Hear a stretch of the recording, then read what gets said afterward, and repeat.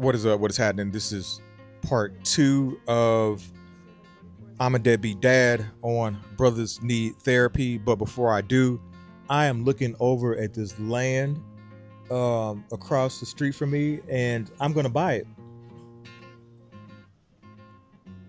it. Um, the one part of land has got like this compound. I stayed over there when I first moved down here to Puerto Vallarta. It was the second Airbnb, no, the third Airbnb that I stayed at, and it's owned by this pastor of this church next door.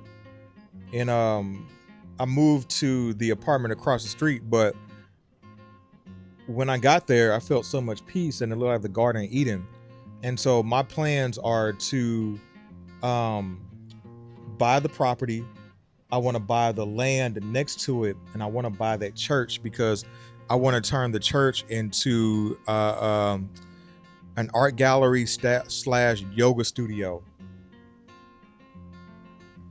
And I want the land next to the property to be a space for veterans to come heal, a retreat kind of veterans to come heal. I want to have artists come down and create.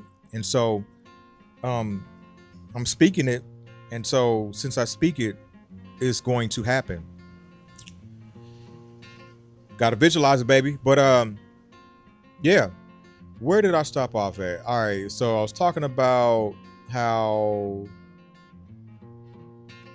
yeah, I would, whenever I felt like my ex-wife was on some bullshit,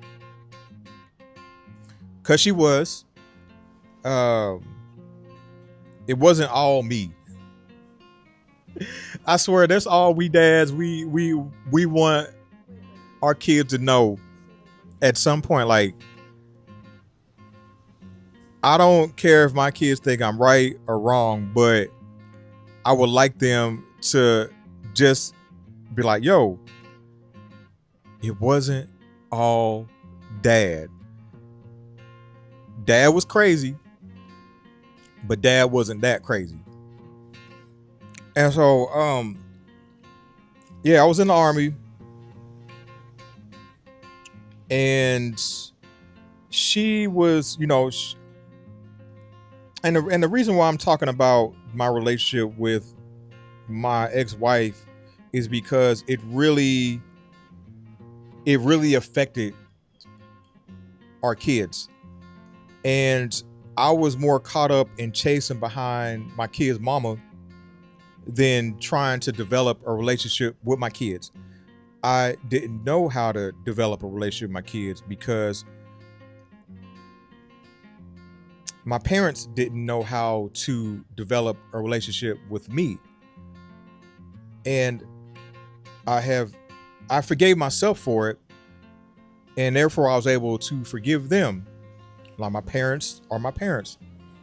My dad passed 3 years ago, and it was cool because about a few years before he passed, I told my dad, I was like, yo, Pops, you was going a little too hard with them whoopers, man. There was a one whooping I remember in particular, because he used it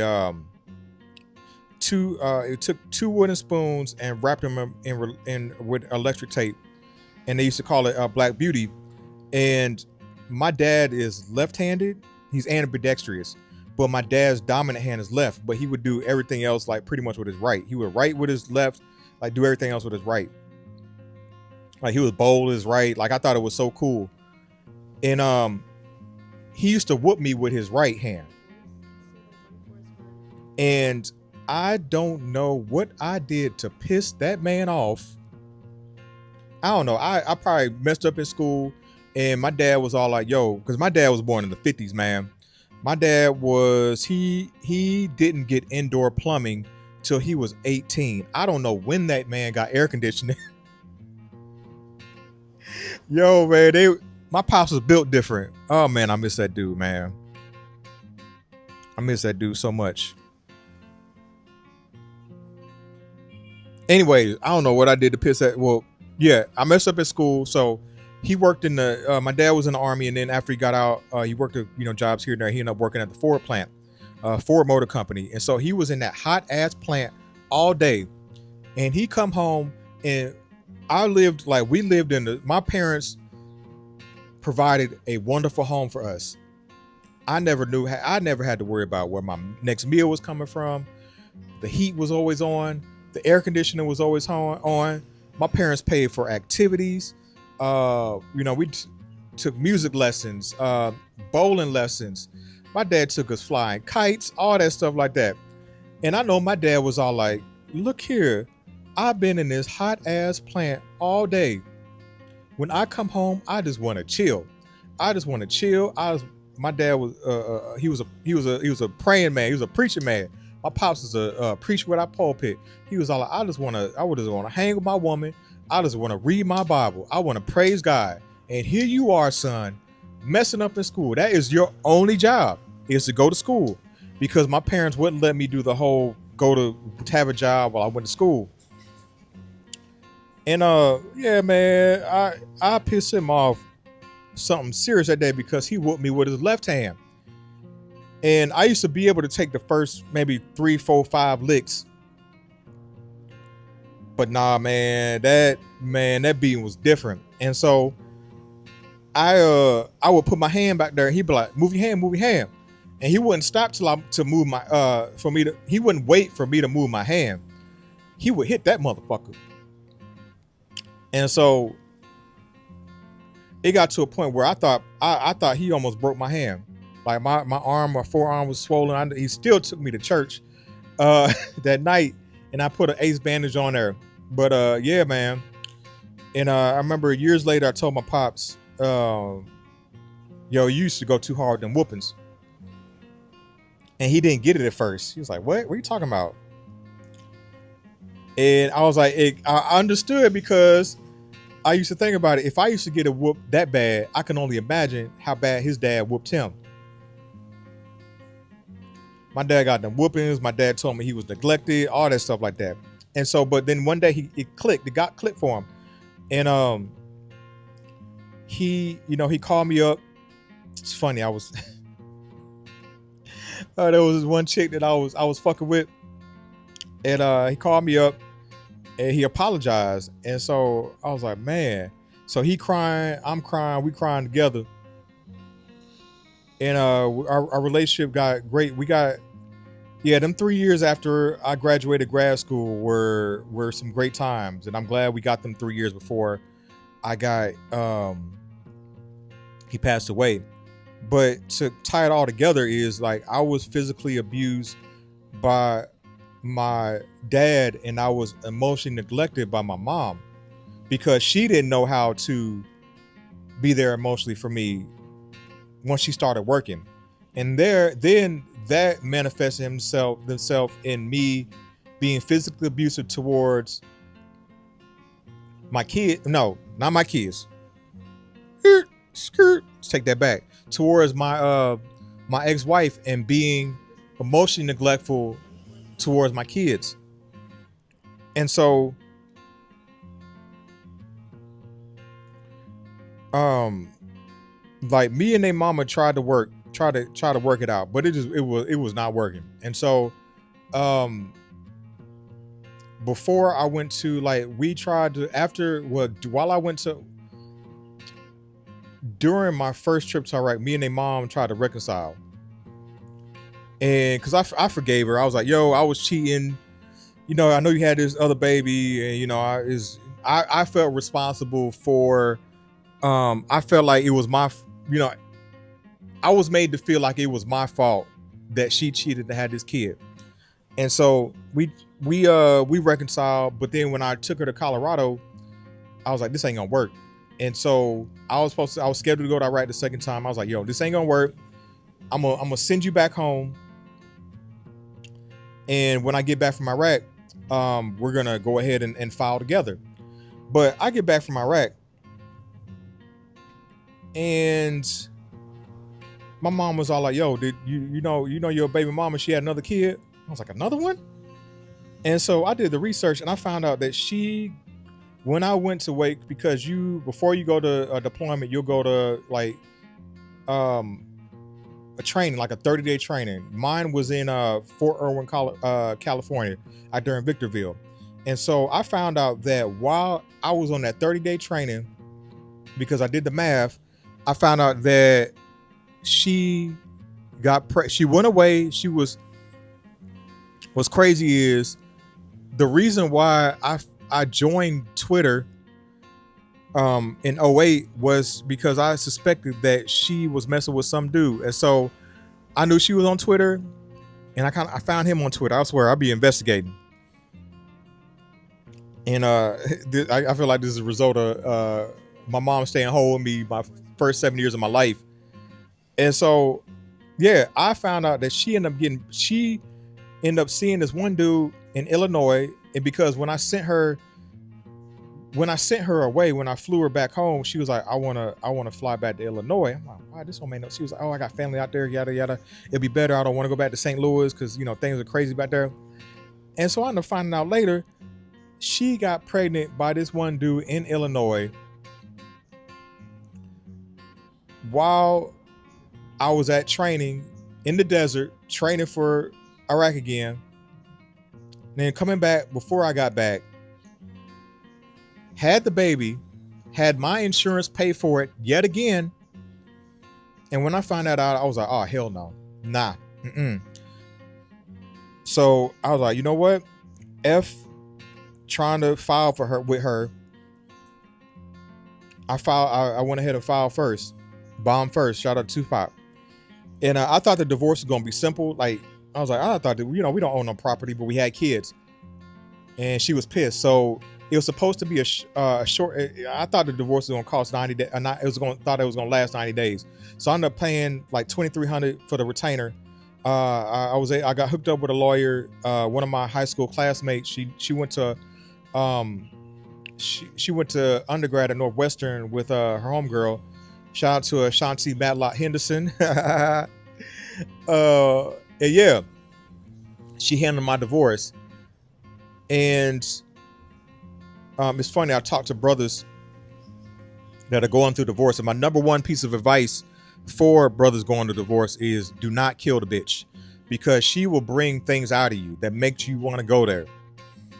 And so my divorce was supposed to be 90 days, but it lasted about a year and a half. And so if I could redo it, I would have made payments while I was going through divorce.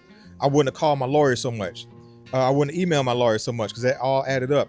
But was going through divorce. That was some of the most stressful times of my life in the Army. And of course, during that time, I had no relationship with my kids, man. And we ended up getting divorced. It was crazy. Is my child support, I was initially paying 28% of my income. I was paying around $600 a month. That was cool because I could pay child support. My rent was half because I had a roommate. I was still able to live my life and take care of my responsibilities. And so what ended up happening was the court, they didn't care. She brought up the fact that I had a basic housing allowance, which Uncle Sam don't even tax that. It was untaxed money for my housing allowance. And so the court, they were like, well, we're going to include that in your income. So what happened was my child support doubled. Then I had to pay arrears on the original court support, the original child support order. And so that took it to a crazy amount. Around that time, my roommate, he had a wife and kids, and they were in a hard place. So he had to move out, get an apartment with his ex-wife, or his wife at the time, who ended up being a lesbian. That's another story for another day. It was unexpected. And so I ended up having to pay the rent, all the bills, and my child support double. And so I was living off the dollar menu, dog. But that put a battery in my back, because I was going through a lot of shit at work, but it made me go harder. And I was struggling. And so every time, like, I was short on the payment, I got dragged into my sergeant major office. He'd be like, "Yo, why aren't you taking care of your responsibilities?" And I'm all like, "Man." They would literally, I would have to go and I had to put that they called allotments, so I put it allotment for her, so they used to take that money out before I even saw it. And so I finally got my divorce October 28th. Dog, I didn't even celebrate what we celebrate now is I got divorced 13-year anniversary of me being divorced. And yeah, I got my divorce. I ended up getting out the army a few months later. It's funny, I feel like I got 2 divorces in less than 6 months. And I ended up moving back home to get on my feet. I moved with my grandma. And I ended up going to court because I was like, look, I'm not making the same amount that I was making before in the army. Can we get this child support adjusted? And so at that time, my ex-wife, she was ducking and dodging. It's like she'll say that, all right, so I can look at this one of 2 ways. From her perspective, she could say I was harassing her because I just want to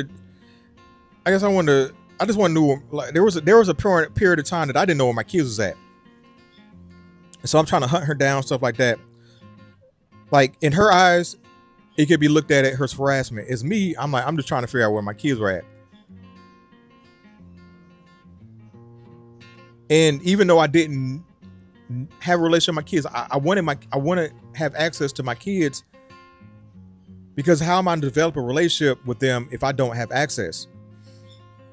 And so she was ducking and dodging the courts or whatever. She later told me that, I guess she said she told me that she wasn't getting all the child support money and that she wasn't getting the letters from the court or my lawyer. And I was like, look, I wouldn't handle all that. I don't know. My lawyer did what she needed to do to get my freedom. But when we got to court, they asked me like, yo, when's the last time you saw the kids? And I was like, I ain't seen them. I ain't seen my kids since the divorce. And so we're like, look, so we're going to abate your child support. So they were like, we're going to abate your child support until, basically what that means, they stopped the order until either 1, my ex-wife showed up to court, or 2, I got a job. Neither of those things happened. And I might have never told the court that I got a job a few years later. And so shit. She ain't want to deal with the court. I ain't want to deal with the court. So during that time, because of the arrears and all that stuff, get behind, I couldn't get a passport. But after the abatement, and it was crazy because I had to deal with the state of Illinois and the state of Missouri, because the state of Illinois initiated the order and Missouri enforced it. And so I had to call back and forth or whatever, tell them about this abatement. They finally took care of it. I ended up getting a refund. I got a refund and I was able to get my child support. I was able to get my my passport. I wonder what I did with that refund money. But once again, didn't have a relationship with my kid's mom, didn't have a relationship with my kids. Eventually things got a little bit better. We started talking, but we was arguing. And then finally things got better to a point where we were able to, I was living in Atlanta at the time. Crazy story. All right, cool. I'm looking at the time. All right. So I was living in St. Louis. I was living in St. Louis after I got out the army. Before I moved back to St. Louis, my ex-wife, she put a order protection out on me, and I'm in college. Like we're still legally married at the time, but I was in Colorado, and so I couldn't leave because I already had been leaving, for divorce, and I was already, causing a strain at work, and so I got that. She put the court order or protection out on me after we got divorced. And so my chain of command was like, nah, homie, you can't go home for that. I was like, all right. So it got put in. I was like, I'll try to take care of it when I get back. So it got put into place. And then I think maybe before, I don't know, somehow, some way, I might have tried to contact, I don't know. Basically, like, hey, I only remember 50% of my life. And so I was informed by I got a phone call from the St. Louis Police Department, say, hey, yo, you violated the order. You need to come down to the police station and turn yourself in. And like, I tried to explain the situation. I tried to explain the situation. I went to the courts and they didn't care. They're like, hey, the order is still in place. You got to wait until it was like a year. It was a year order protection. So it was like, I think I got home to St. Louis in like February. I think around January, either December, January, right around that time, 2012, 2013. And they were like, well, you got to wait until July to see your kids. I was like, damn, dog. Damn. And I was working with a detective and I told her the situation. He was like, well, you still got to come down to the police station. And so I was like, all right, F it. I don't know what I told my grandma, but I took the Metrolink. I drove to the Metrolink, parked my car, and I only wore, I didn't wear a lot. I wore just enough because I was like, I might have to spend the night in jail. I think I might have told my grandma I was going to spend the night somewhere.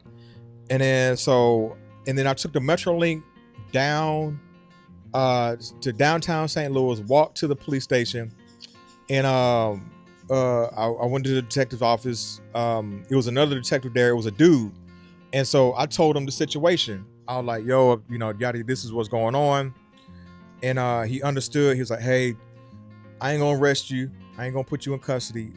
But you gotta follow the order of protection.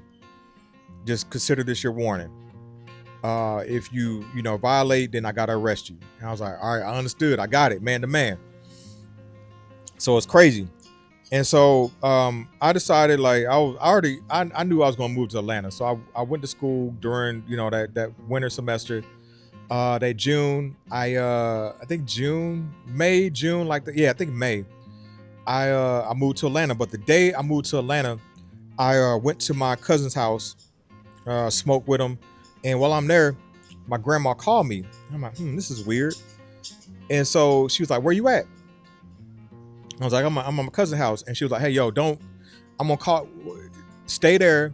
I'll call you back when it's cool to come home, because your ex-wife is out here with the police. Don't worry, I'm not gonna answer the door. And yeah, that's how I knew my grandma was a rider, man. Shout out to mama. Yeah, my ex-wife pulled up the day before I moved to Atlanta, man. So I moved to Atlanta. When I got out there, like, we talked here and there, we still arguing, but then things smoothed over enough to where we had visitation. Like, I would fly the kids out for like a week for spring break, maybe a weekend, or I would have them for a week, or I would fly to,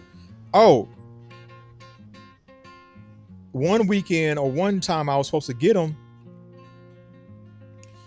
And she was like, hey, yo, I'm not in St. Louis. Or she was like, hey, can we meet halfway? You know what? This deserves a part 3. So stay tuned for Brothers Need Therapy, where I talk about being a deadbeat. Questions, concerns, complaints, gripes. If I have triggered you or angered you, drop that in the comments. So stay tuned for part 3.